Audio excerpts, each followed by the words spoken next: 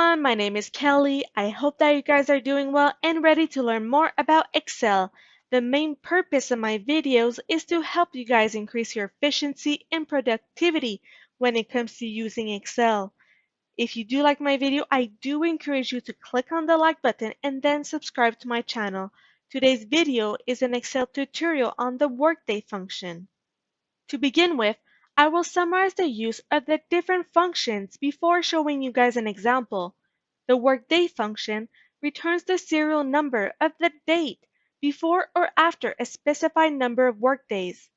The WORKDAY.INTL function is basically the same as the workday function.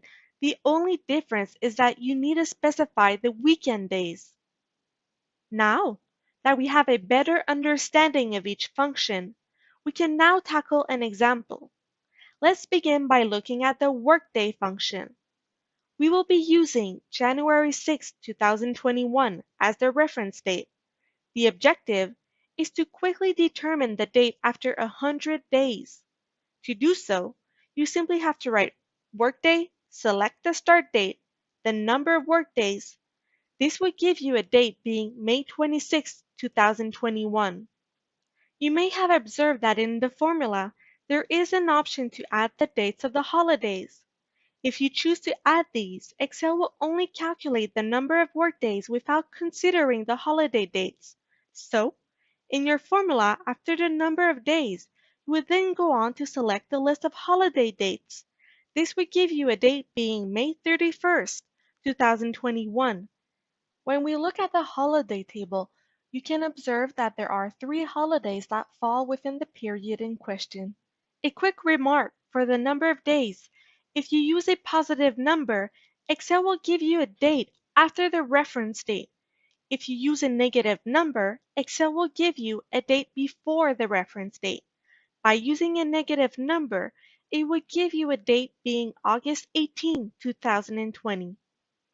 Let's now look at the workday.intl function. The only additional information that you would need to identify is the weekend. Normally, the weekend would be on a Saturday and Sunday, but there may be people that have different days for their weekend. It could either be only 1 day or 2 days. To use the formula, you would simply write workdays.intl, then select the start date, then the number of workdays, and then the weekend. And finally, you can select the list of holiday dates. This would give you a date being May 31st, 2021. To conclude, using these functions on a regular basis will help to increase your efficiency when using Excel. I do hope that this video was helpful. I have made other videos that explain different Excel functions. I do encourage you to view them, especially if you want to learn more about Excel.